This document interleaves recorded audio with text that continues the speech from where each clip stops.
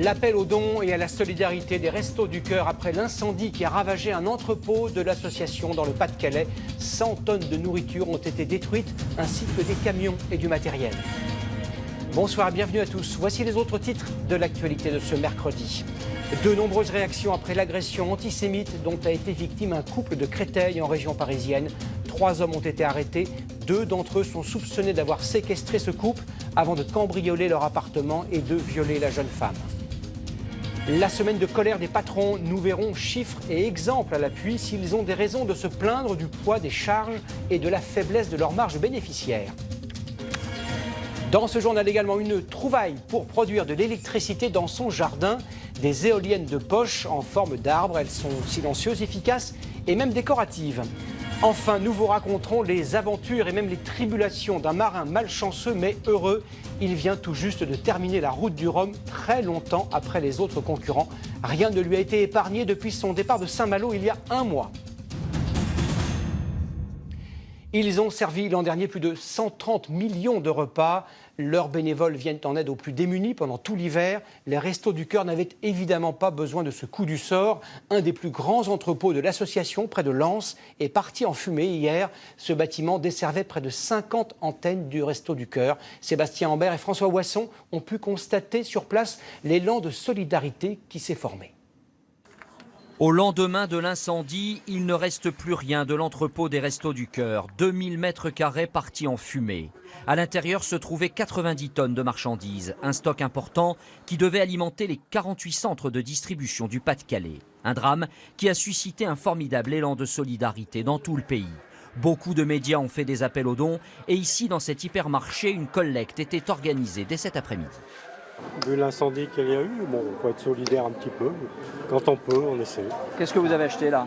Là, on a acheté des boîtes de conserve, des pâtes, enfin tout ce qui est nécessaire, disons, dans un premier temps. Spécifiquement, dimanche, on va reverser donc, au Resto du Cœur 1 € par passage en caisse. D'autres enseignes de la grande distribution viennent aussi en aide. L'une d'elles propose de prêter un entrepôt et d'autres font un chèque directement au Resto du Cœur. Le but, permettre au centre de rouvrir, peut-être dès demain matin, pour servir les 16 000 bénéficiaires. Les bénévoles sont sous le choc, mais refusent de céder au découragement. Ça fait 27 ans que je suis au Resto du Cœur, alors vous savez, quand on voit une chose comme ça, on est catastrophé. Mais enfin, on baisse pas les bras, on continue, on va chercher, on continue. Je reviendrai. Et ce soir, Patrick Caner, le ministre de la Ville et de la Solidarité, est venu constater les dégâts. Il annonce à la présidente des Restos du Cœur du Pas-de-Calais une aide financière de l'État. Donc de dégager à minima l'équivalent de l'aide du Conseil général du Pas-de-Calais, soit 50 000 €, je dis bien à minima, sur les crédits que je porte de la politique de la ville. Quant à l'enquête sur l'incendie à l'avance, on ne sait toujours pas s'il est d'origine criminelle, mais plusieurs véhicules des restos avaient été vandalisés la semaine dernière ici même. Et pour aider cet entrepôt à renaître de ses cendres ou apporter une aide matérielle ou logistique, vous pouvez évidemment faire parvenir vos dons et propositions à l'adresse email suivante que vous apercevez, entrepôt@restoducoeur.org. Et pour aider financièrement les Restos du Cœur, il vous suffit d'aller sur leur site restoducoeur.org. Vous pouvez également adresser vos dons par chèque à l'adresse suivante qui s'inscrit sur votre écran, les Restos du Cœur 75 515 Paris CEDEX 15. Les faits se sont produits lundi, mais il a fallu du temps aux enquêteurs pour rassembler tous les éléments et comprendre que l'agression d'un jeune couple à Créteil était à la fois crapuleuse et ouvertement antisémite. Pour le ministre de l'Intérieur Bernard Cazeneuve, cela ne fait aucun doute. Pierre Barretti et Cédric Even ont recueilli le témoignage d'une des victimes. Un quartier moderne de Créteil. L'immeuble n'est pas une résidence luxueuse. Pourtant, ici, lundi, un jeune homme que nous appellerons Benjamin, 21 ans, et sa fiancée, âgée de 19 ans, sont attaqués au domicile des parents de Benjamin par 3 hommes cagoulés. J'ai vu 3 hommes, dont 2 avec des armes, qu'ils ont pointées immédiatement vers moi, qui m'ont fait mettre les mains en l'air et donner mon téléphone qui était dans ma poche et celui de ma copine tout de suite. Ils nous ont dit qu'ils ne venaient pas là par hasard, qu'ils savaient qu'on avait de l'argent. Donc je leur ai demandé pourquoi. Et ils m'ont dit parce que vous êtes juif, donc vous avez forcément de l'argent. Ce à quoi j'aurais répondu, s'il y a de l'argent, peut-être, je sais pas, je vis pas ici, mais il est sûrement à la banque. Et ils m'ont dit non, les juifs, ça n'a même pas d'argent à la banque. Furieux de ne rien trouver, les 3 malfaiteurs saccagent alors tout et menacent d'attendre sur place les parents de Benjamin. Ils m'ont dit, de toute façon, les vieux juifs, on va les attendre et quand ils vont rentrer, on va les faire cracher, quoi. Et si jamais ils disent pas, ben, on les tuera. Vraiment, vos parents, les vieux juifs, ton frère, le juif, vous êtes juif, donc vous avez de l'argent. Les 2 mots étaient vraiment liés à chaque fois. Ensuite, Benjamin et sa fiancée sont bâillonnés, ligotés, puis séparés. Selon les premiers éléments de l'enquête, la jeune femme a été violée. Benjamin réussira à se libérer et à prévenir les secours. C'est un quartier où j'ai grandi, où j'ai été à l'école. Et avec le temps, ça s'est dégradé. Et maintenant, on ne se sent plus en sécurité. Une fois que ça s'est passé, on se dit que ça peut arriver à n'importe qui, à n'importe quel voisin. Ce soir, 3 hommes ont été présentés à un juge d'instruction de Créteil, 2 des agresseurs et un complice. Ils sont soupçonnés d'une autre agression antisémite contre un septuagénaire à Créteil. Ils sont poursuivis pour violence en raison de l'appartenance religieuse. Dans l'actualité économique de ce mercredi, la mobilisation des patrons contre les charges et les réglementations qui se sont accumulées depuis 30 ans. L'un des principaux griefs des entrepreneurs, c'est le fameux compte pénibilité qui sera en partie applicable le 1er janvier prochain. Il pourrait bénéficier à 1 salarié sur 5, mais le gouvernement reconnaît lui-même que la mise en place de cette réforme est très loin d'être simple. Exemple dans 2 entreprises près de Bordeaux avec Grégoire Guisteau et Julia Gardet. Le but, c'est justement de ne pas avoir à se baisser, à forcer sur le dos, quoi. À 25 ans, Joachim Valade est chaudronnier dans cette entreprise bordelaise où tout est fait pour lui éviter de réaliser de gros efforts physiques. On essaye de se mettre à 2 pour éviter de se faire mal et voilà, quoi. Donc c'est quand même important, ouais. J'ai pas envie à 40 ans de ne plus avoir de dos. Mais au 1er janvier, la pénibilité de chaque poste va devoir être mesurée. Dès que la posture d'un ouvrier l'oblige à fléchir le torse à 45 degrés pendant plus de 900 heures par an, par exemple, ou porter des charges supérieures à 15 kg, plus de 600 heures par an. Pas facile à estimer pour ce chef d'entreprise. Bon, il tape, donc j'ai droit, je crois, à 90 décibels. Donc je suis à combien là? 85, 80, avec des pics tolérés jusqu'à 135. Je crois que c'est 120 pics par an. Depuis qu'il a reçu la longue liste des facteurs de risque professionnels en début de semaine, Dominique Vincent ne sait pas trop par où commencer. Sans compter que ça va avoir un impact économique pour pouvoir mesurer tout ce que l'on nous demande. Donc il va falloir prendre du temps. Pour Yves Guillemot, à la tête d'une entreprise de 25 salariés, mesurer la pénibilité sur les chantiers est quasiment impossible. J'ai un salarié qui est en train de travailler dans une position où il a les bras légèrement, alors ici on va dire que c'est au niveau de l'épaule. Contrainte supplémentaire, la déclaration de pénibilité est entièrement à la charge de l'employeur. Si, au moment de la retraite, le salarié nous amène au prud'homme pour dire, eh bien moi j'ai été exposé sur tel chantier de telle date à telle date, et si ça n'a pas été répertorié chez nous, eh bien on aura à justifier pourquoi ça n'a pas été répertorié. Les points accumulés sur ce compte pénibilité permettront aux salariés de réduire leur temps de travail sans perte de salaire, de se former pour changer de poste ou partir en retraite jusqu'à 2 ans plus tôt.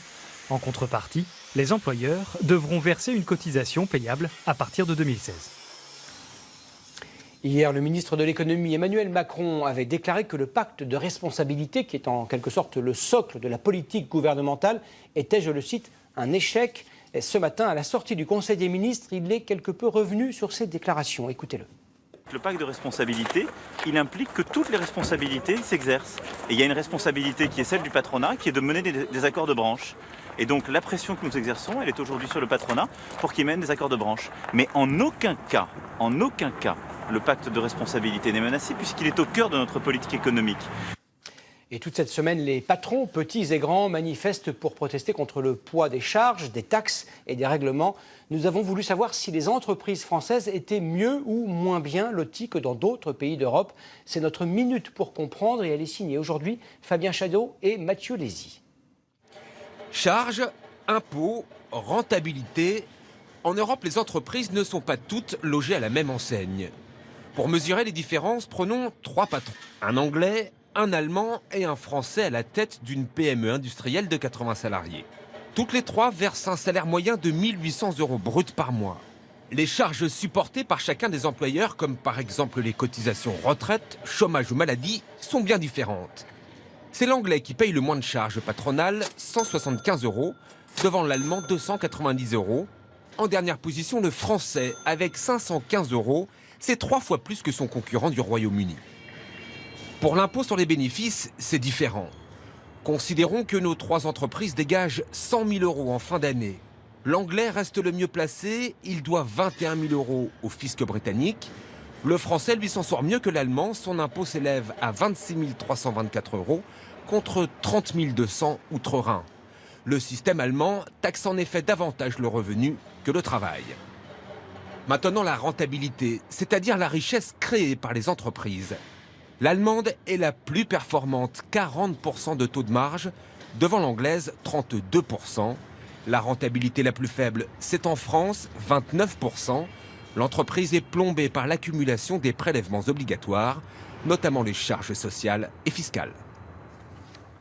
Bonsoir François-Xavier Pietri. Bonsoir Gilles. On y a vu il y a un court instant que les charges payées par les entreprises françaises sont très élevées comparées à d'autres pays.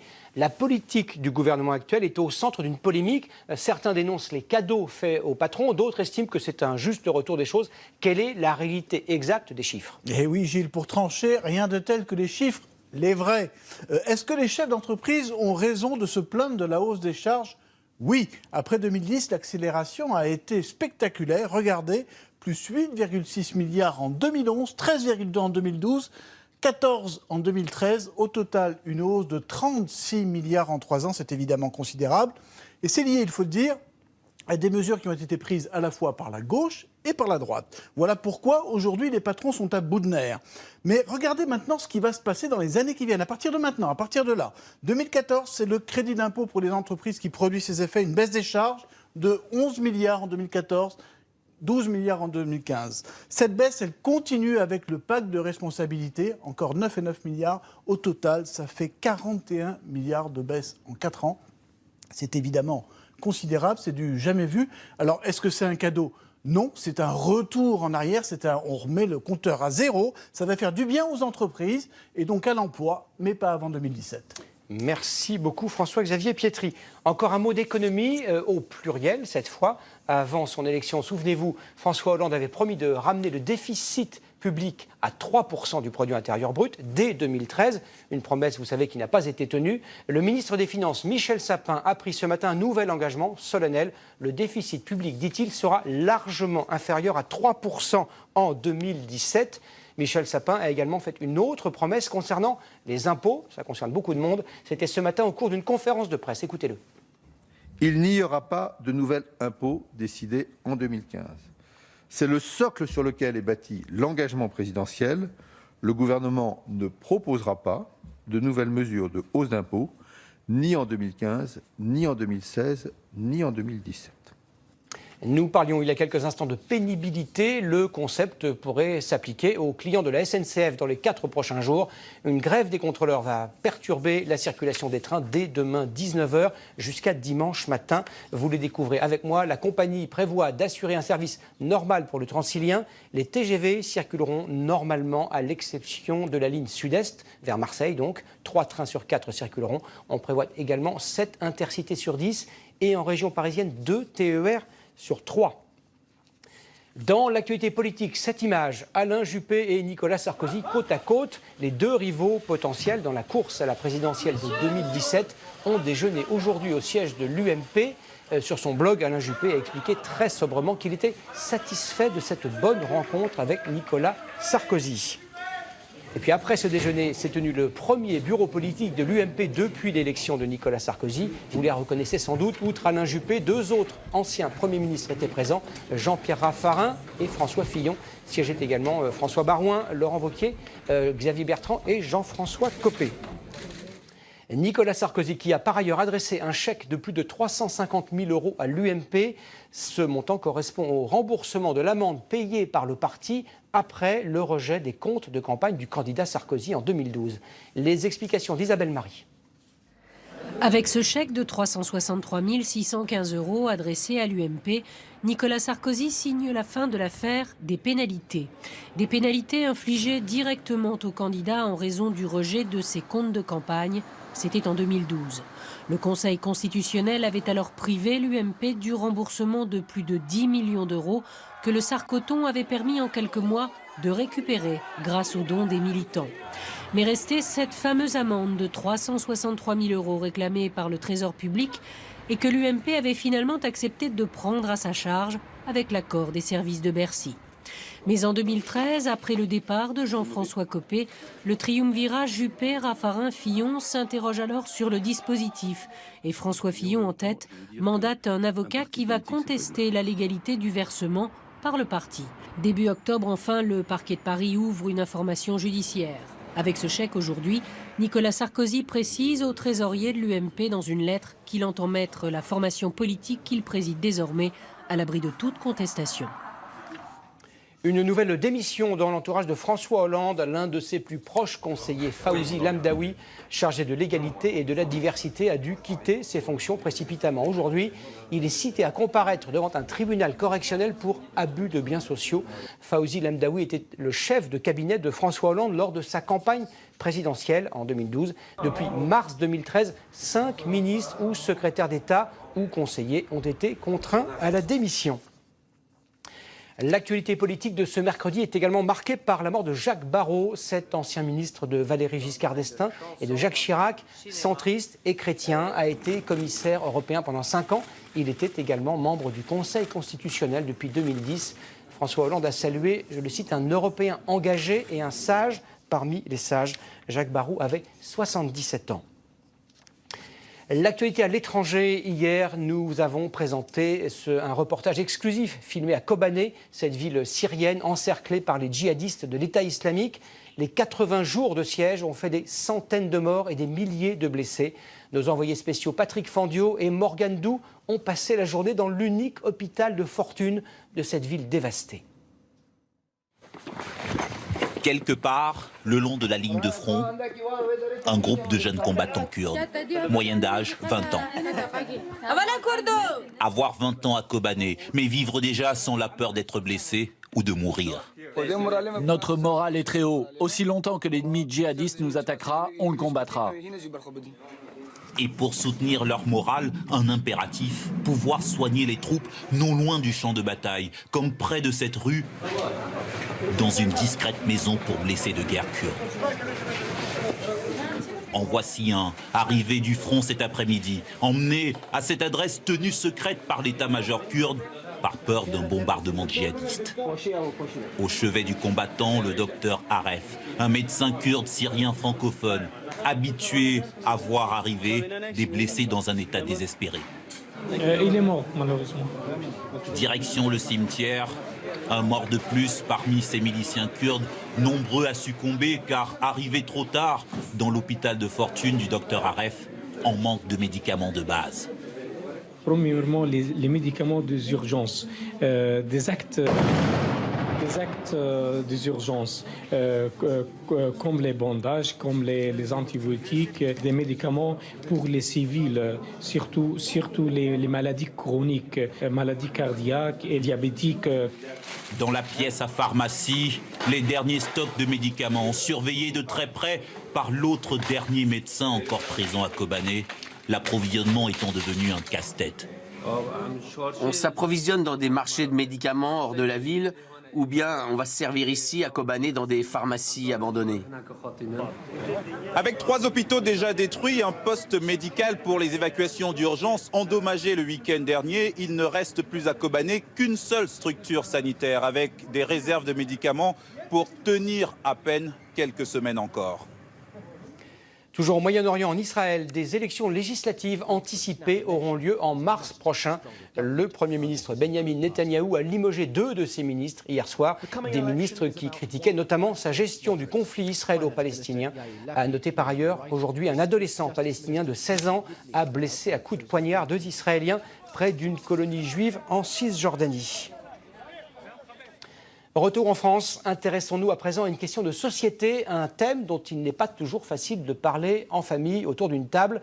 Je veux parler de l'éducation sexuelle des enfants. Nous avons voulu savoir comment les enseignants abordaient ce thème avec leurs élèves.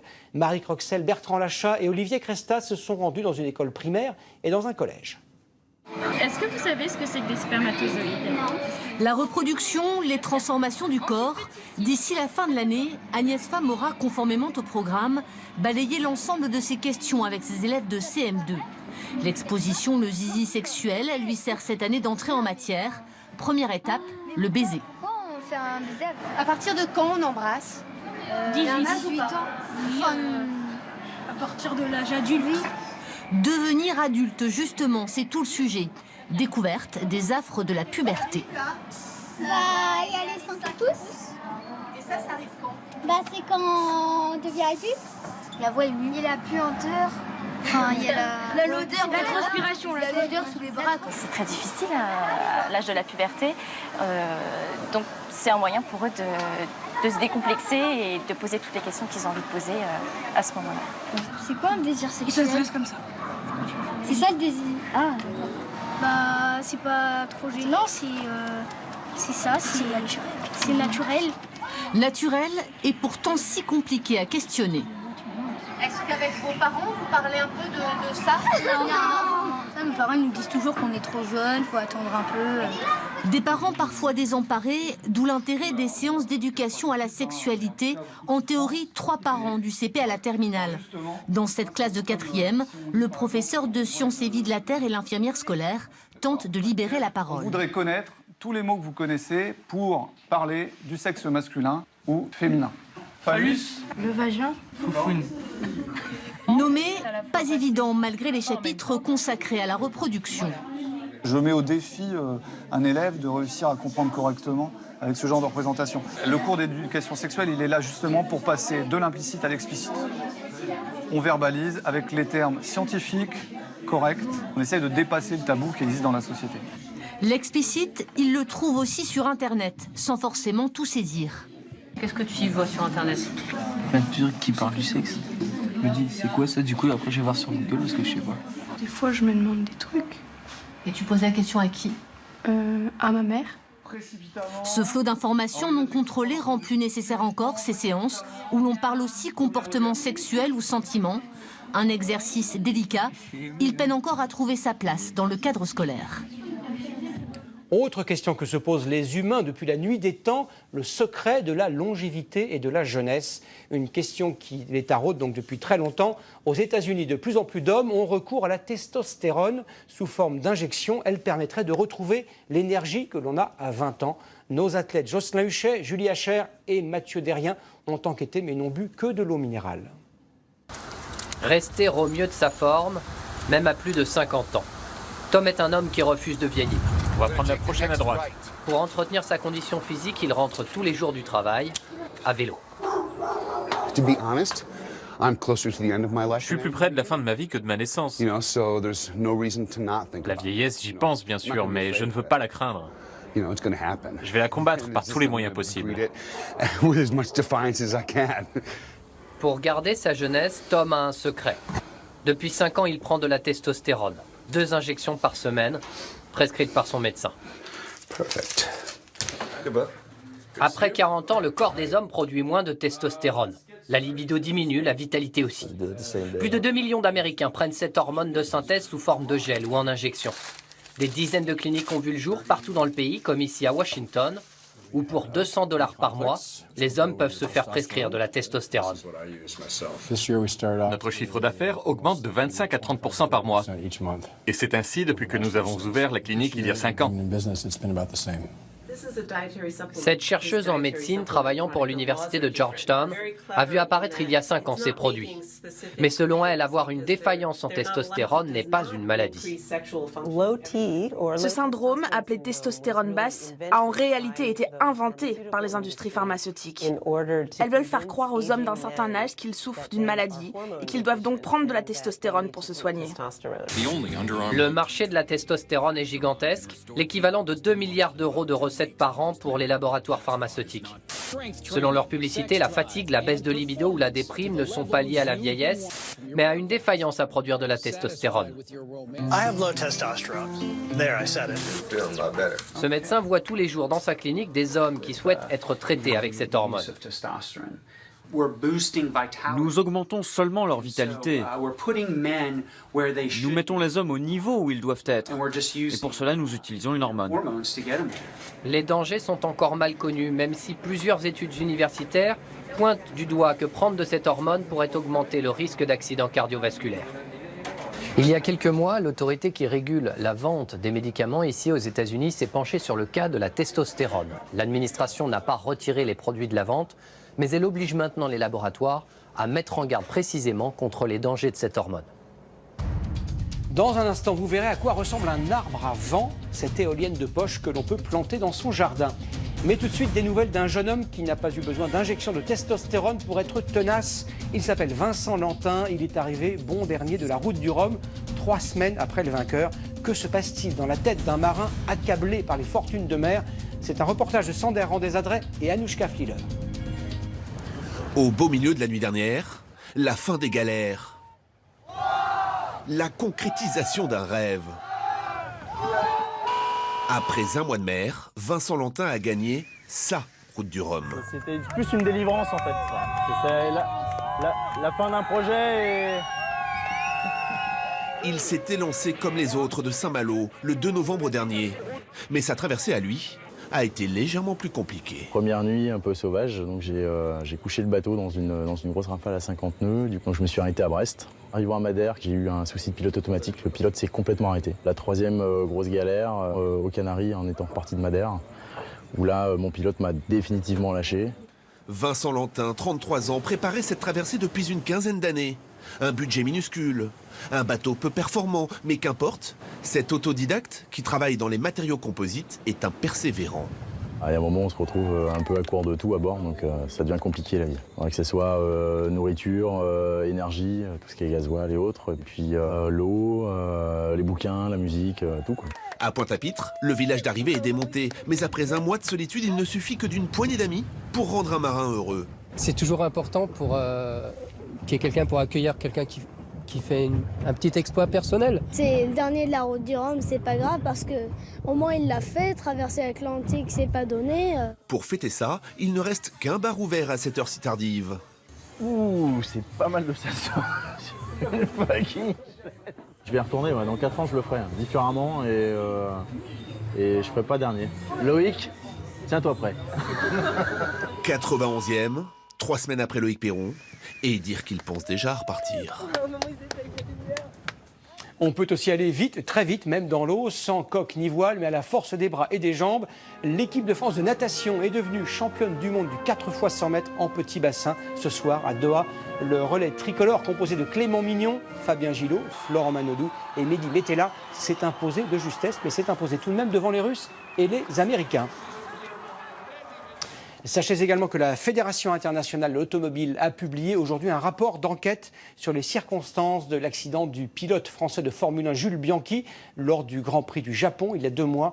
Dans ce document de 396 pages, les experts estiment que le pilote français, je les cite, n'a pas ralenti assez rapidement à la vue des drapeaux jaunes.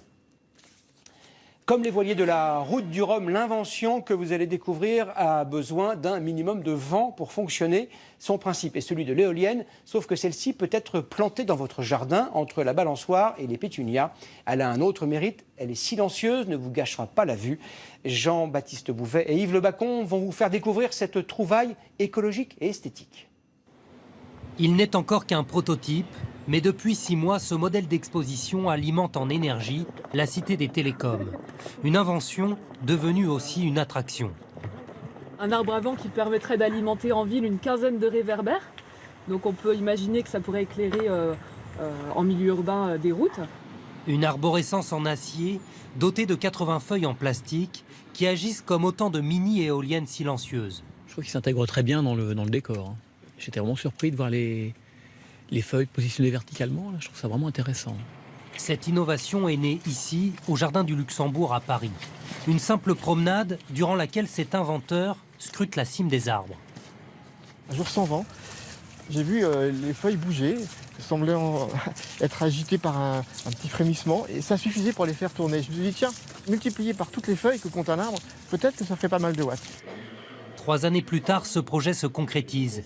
Ingénieurs en mécanique, électriciens et designers inventent ici un nouveau modèle énergétique, celui d'une production domestique et autonome.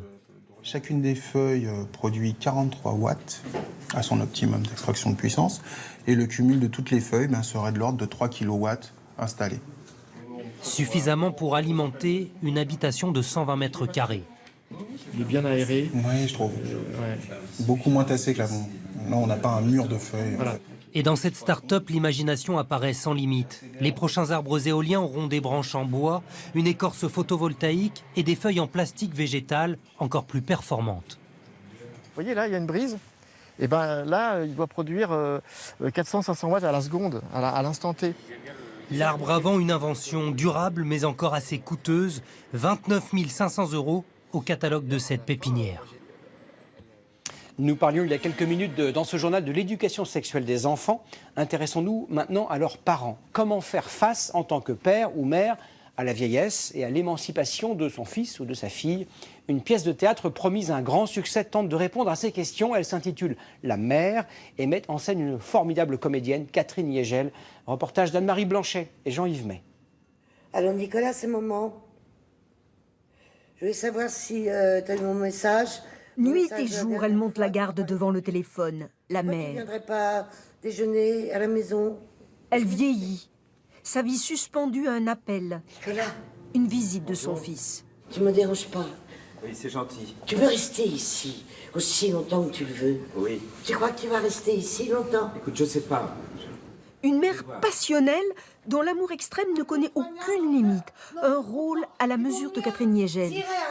C'est une mère qui peut être obscène, monstrueuse, et éperdue et enfantine. Elle est coupable, forcément coupable, comme toutes les mères. Aussi bien que vous vouliez faire, même en lisant tout Françoise Dolto, de toute façon, vous vous planterez. Cette mère est aussi une femme, dévorée de l'intérieur par la solitude, obsédée par le manque de son fils, de son mari, au point de perdre le goût de la vie, une vie qui n'a plus de sens pour elle. C'était moins mélancolique que toi. Pour moi, Catherine Yegel, c'est la plus grande actrice française et je voulais qu'elle explore quelque chose de déchirant qui s'appelle la solitude et tout ce qui se passe dans la solitude, c'est-à-dire la douleur d'être abandonné, le fantasme, la rêverie, la colère, toutes ces grandes catégories de l'être et de l'âme qu'elle explore, elle, avec son talent et qui, moi, me bouleverse quand je la vois sur scène. Casse-toi! Tu m'entends? Décor minimaliste pour cette pièce grave qui prête à réflexion sur la force et la qualité des liens au sein de la cellule familiale.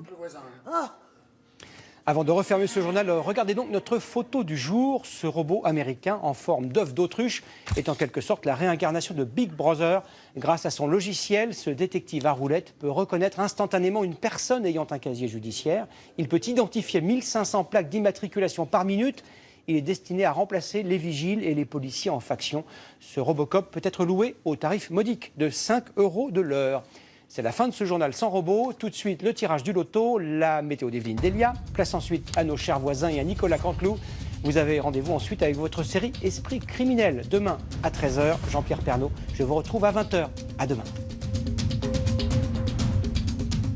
Retrouvez toute l'info sur le site et l'application MyTF1.